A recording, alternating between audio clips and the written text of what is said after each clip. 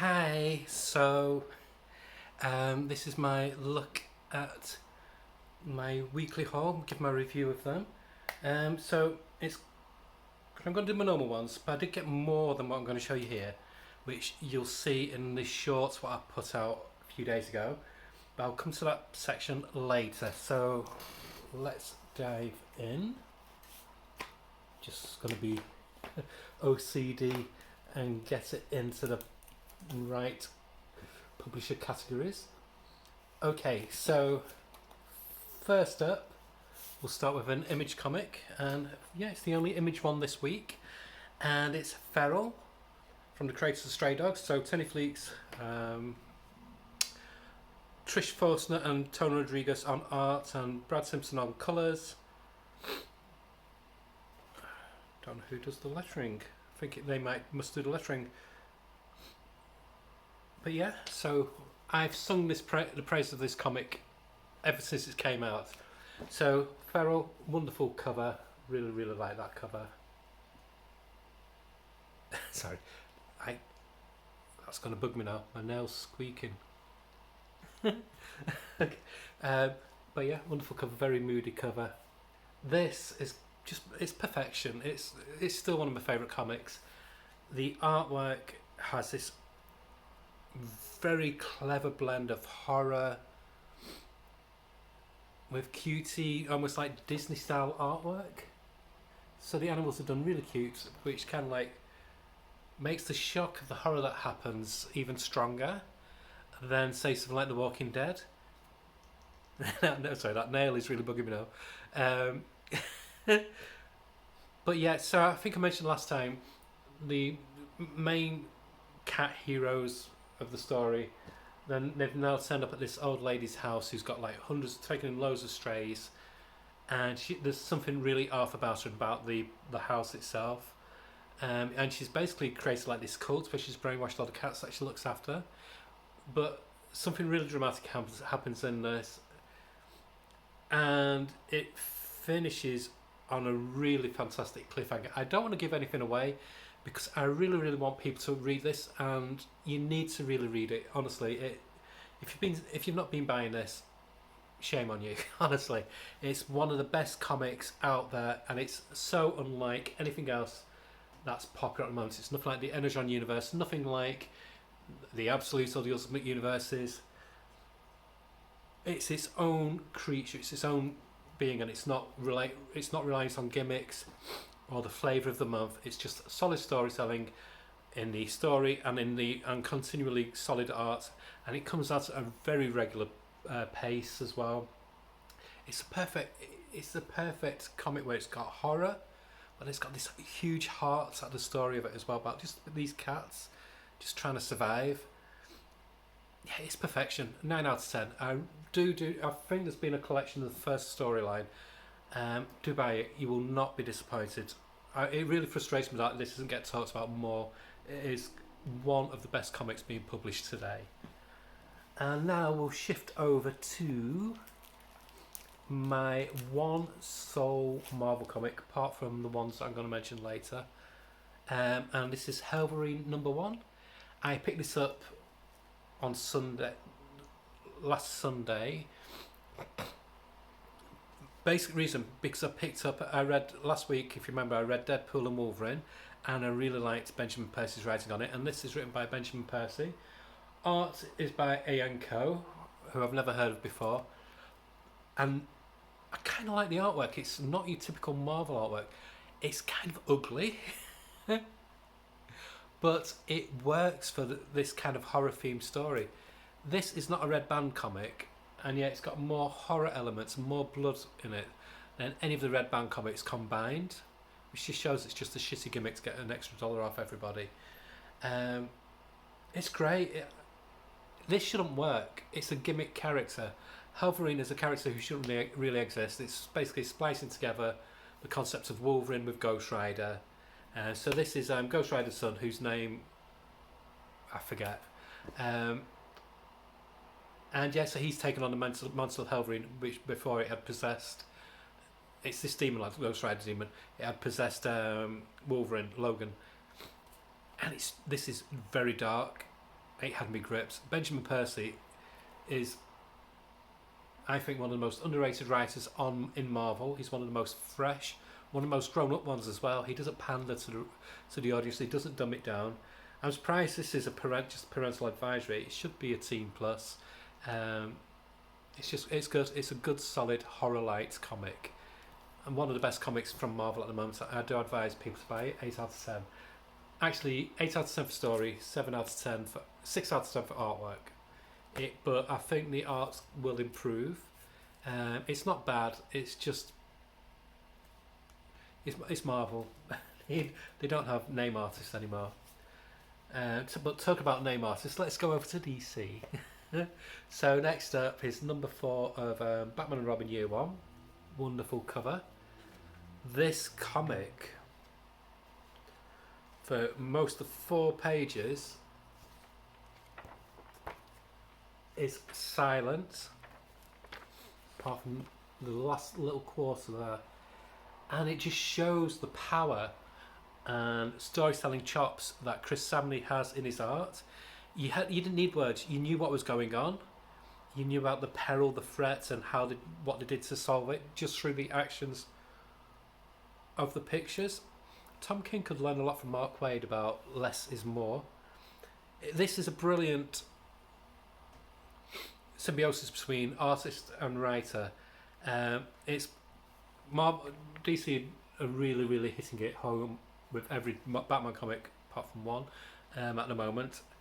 But this is one of my favourites. I absolutely love it. It's got this classic, almost like Mazzucchelli meets Batman Year One. It's got like this Batman Year One art style with a bit of Batman animated thrown in, bit of Darwin Cook. Chris Samney is the natural heir apparent to Darwin Cook. No line is wasted. Very, very tough like in his art style. I mean, the use of shadows on that page is amazing. And the storyline is just great. Dick Grayson is so well rounded as a character. It's a very believable dynamic of Batman out of his depth. He's never looked after a kid before. He's got a ward. What the fuck does he know about looking after children? He can't even look after himself.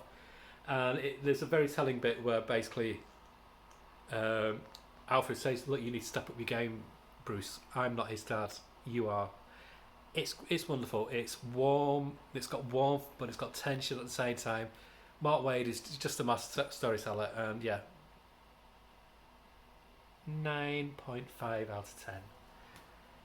Talk about Mark Waid being a master storyteller. We have Batman Superman World's Finest number 35.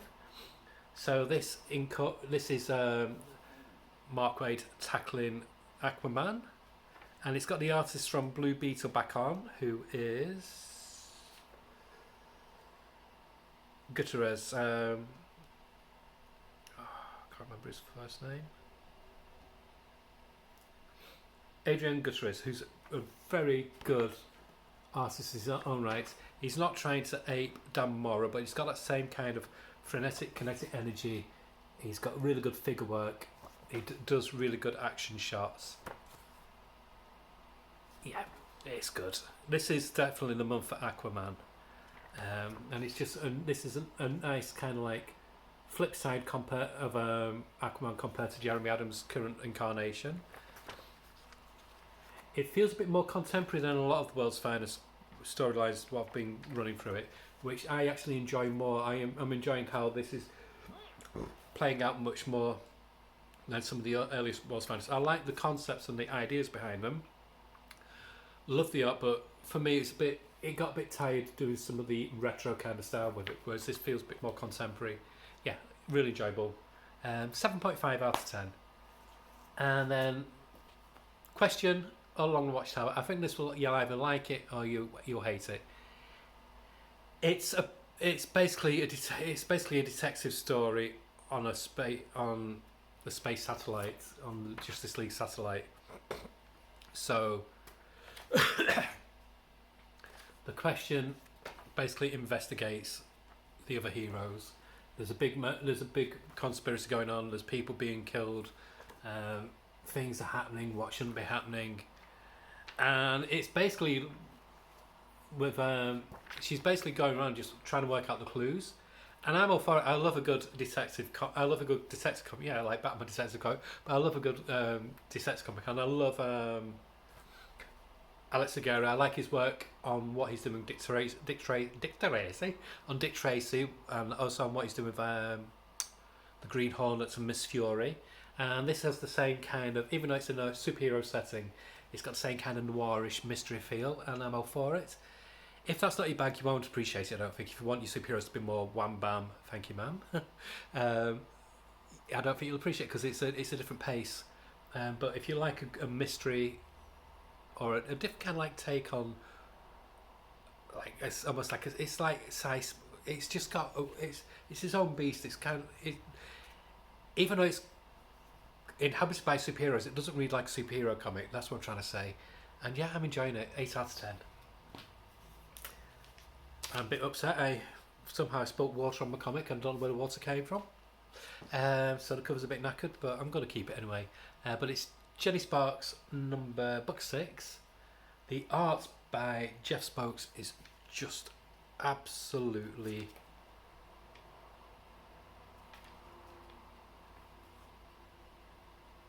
gorgeous. I'm not familiar with their work, but top tier.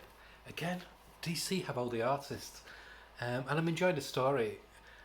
I didn't initially pick this up. I can understand why people get frustrated by it because Jenny Sparks shouldn't be around, but it's a Black Label book, so foot continuity, and if you use that mindset, you'll enjoy it, which is what I've done. It's got fun dialogue. It's Tom King just having a laugh, really. Just it's his less serious work, even though the plot device is really serious. Because I mean, Captain Atom is basically Doctor Manhattan gone psychotic, so he's got the power of God, and Jenny Sparks is basically the only one who can stop him. The other superheroes have tried, literally the others, big names, big cheeses, and they failed. So she's like the last hope. And most of it is set in a bar with flashbacks to different time periods. Some people think, oh, it's been on the nose because it addresses COVID. I lost my dad to COVID. So what triggers me is when people say COVID's bullshit and wearing a mask is bullshit. Fuck you. If you've not lost someone to COVID, you're lucky.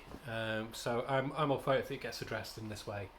And it does address it, but it's clever because he also flipped back to like around about the First World War time, where there's a similar outbreak of a virus, and that's why he used it just to tie in her time period, to say how she's kind of lived through this before. So it's a very clever plot device, and I think that went over some people's heads. But yeah, I saw it straight away. Maybe I'm clever. But yeah, really enjoyed it. Just one more issue to go, so be interested to see how it wraps up. But I do think I'll give it a 7 out of 10 because it's best. It's not the strongest comic out of the bunch what I've got here. Talk about there's 2 comics here which are my strongest ones. 7 best for last. Oh, sorry, not yet. Yeah, I'll do those 2 next. I'm going to go on to this. This was missing from my pull box last week, so I picked it up on Sunday last time when I got Wolverine. Batman 156 by Chip Zdarsky and Tony Daniel. Art's nice. Story. It feels really unnecessary. It's not badly written. It's one of the better ones of Chip Zdarsky's run, but I just don't think Chip Zdarsky understands Batman, to be honest, at all. And the Captain Star thing, how it's got revealed, it's contrived. It's very contrived. Artwork could give 7 out of 10, story 5 out of 10, but it's wrapping up next month, so there we go. Now we're coming on to the big hitters. So first up, issue 2 of the New Gods. Wow. In somebody else's hands, this could become a yawnsome space opera. In Ram V's hands, it's an epic space opera, but with heart. Even though the gods, he gives them humanity. Like this, this moved me. I don't know why, but showing Highfather being not human but fallible, so he's being comforted here. And the art, like with the last issue, they have a different artist doing the opening segment, and that artist is...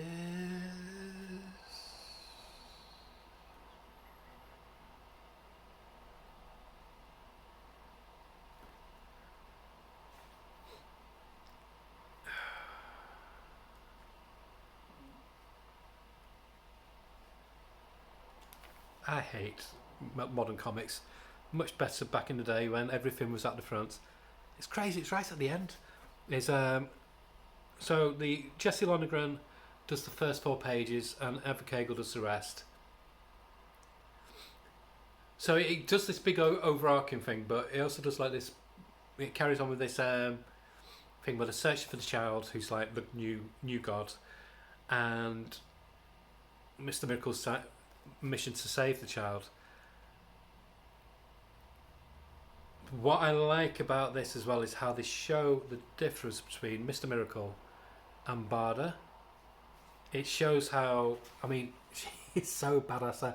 That's got to be the most thick thighs Barda we've ever had. I love the lettering in the background as well.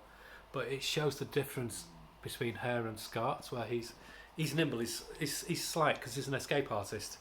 And he's basically trying to do the right thing. He's thinking, I've got to leave my daughter and leave Barda and my daughter while I do this quest. And she's not having any of it. He can't get anything over her. She wears the pants in a relationship. And it's just really good. And he goes, you're not mad? She throws the nappies at his head. It's just such like that. So in some of the writers' hands, even something like Donny Cates, it could be pompous. It could be pretentious. When Ramvi seems to be on the cusp of being like that, he does 2 pages like this, which brings it back down to humanity level. So you have the grandeur of not Apocalypse. I've forgotten what New God's world is called.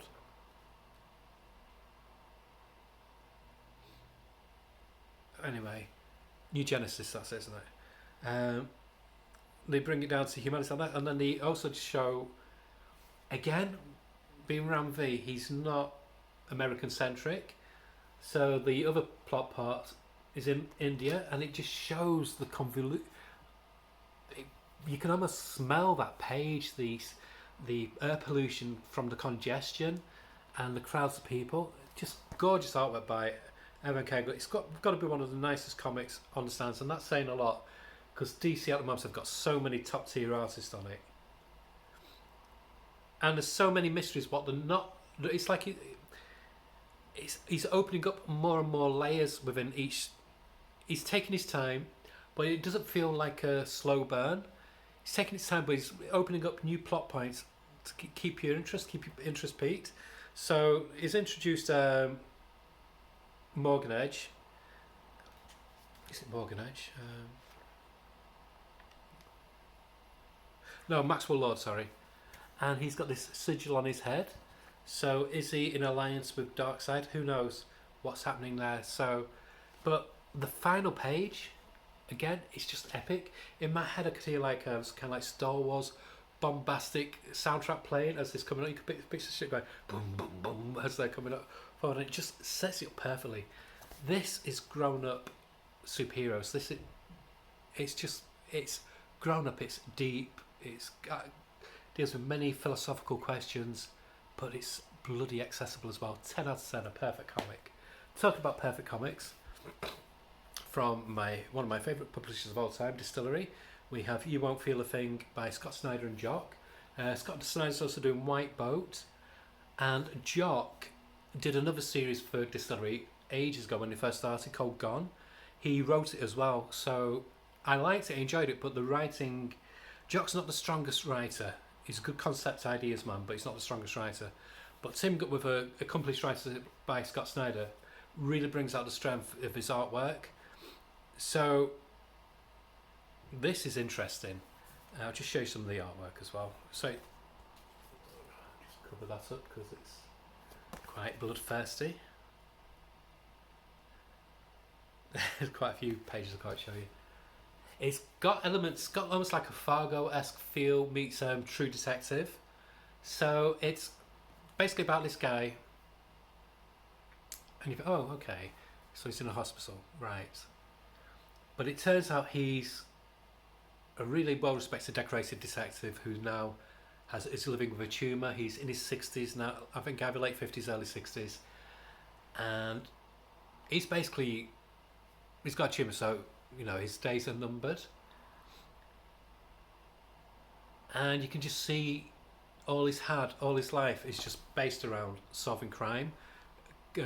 His speciality was arresting serial killers. Um, so that's all his life. That's all his life's accomplishments. But he, for doing that, he sacrificed other things like his relationship with his children, with his wife, just having a normal life. He's not had a normal life. He brought his work home with him. He just was so focused on solving these crimes, finding these sick monsters, that it took over all of his life. And so now he's got this tumour, he's got nothing. But something happens that relates to an old case of his, and it's interesting because it's like he's trying to trim away is what is true and what isn't true, because with the tumour he's having hallucinations and flashbacks, and did this memory really happen? And so it's really good. So at least you're not like a bit like you're on a rocky boat. Gives you that bit of uncertainty, but something happens that is like a mirror image of other cases have happened where the cause of murder and how the person's murdered and how the body's brutalised is very similar to these other cases. What no one ever able to find the serial killer. So it's kind of reawakened this spark in him, and it happens in a way that he has got to get involved, and so it leaves on a superb cliffhanger. And again, this is 10 out of 10. This is two creatives working at the top of their field. It's just a wonderful book. So yeah, 10 out of 10. Well worth $8.99. But so this book got something else. So as I mentioned on my shorts, I went to my comic shop this week to pick up my regular pull. I thought I'll have a look in the pound box. So I did. And I was like, ooh. Somebody... there was from issue 6 through to 15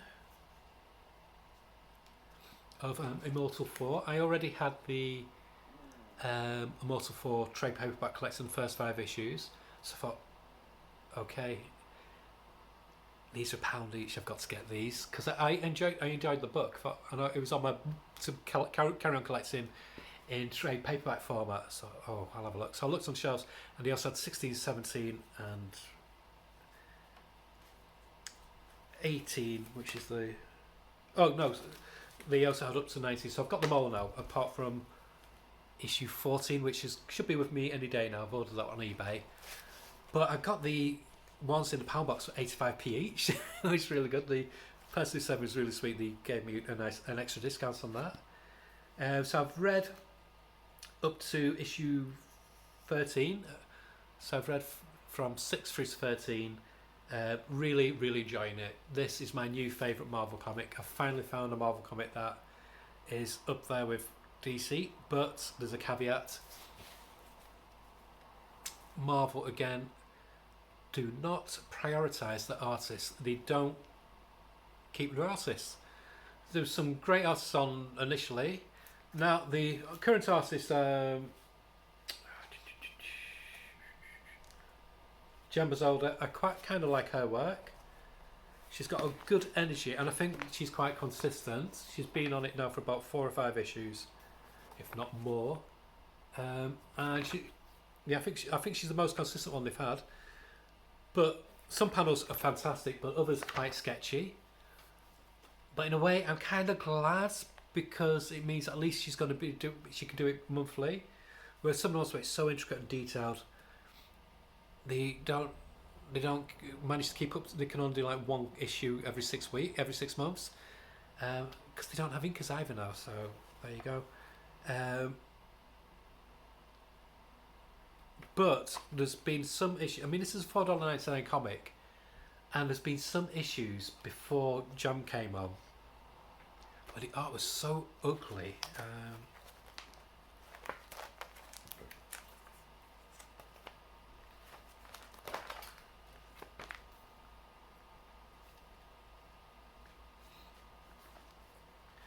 and I've got, oh, I can't show you because my tripod's on them. Um, yeah, there was, I think it was somebody called Pinto, and it was awful artwork.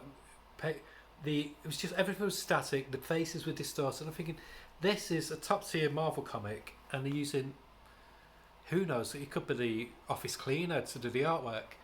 So that's my one gripe. They've got a great writer on it. Sometimes they have some good art. The art's solid now. It's not fantastic. It can be sketchy in places, but it's dependable, and I can cope with that. But it should be a $3.99 comic if they're not using top tier creatives. So that's my only gripe. It doesn't feel like Marvel care about what artists they use at all, and this is what always. I'm really trying to love Marvel, and like I said, this comic, I'm loving it. I'm really enjoying it. Once I've read all of it, I'll give a proper deep review of it. This is everything I want in a Marvel comic. I just want a consistently good art team, which we're not getting. But I'm trying to like Marvel. Like I said, I'm starting Wolverine. I've started that. Deadpool and Wolverine I've really enjoyed because the art was actually really good. How long that'll be, who knows. And I might try the Red Hulk when that comes out. And there's a few others on my radar that I might try, but I've stopped X-Men titles, Exceptional, Uncanny and X-Men, and I can't go back to get them because I've got rid of them. I took them to the shop and traded them in for some graphic novels.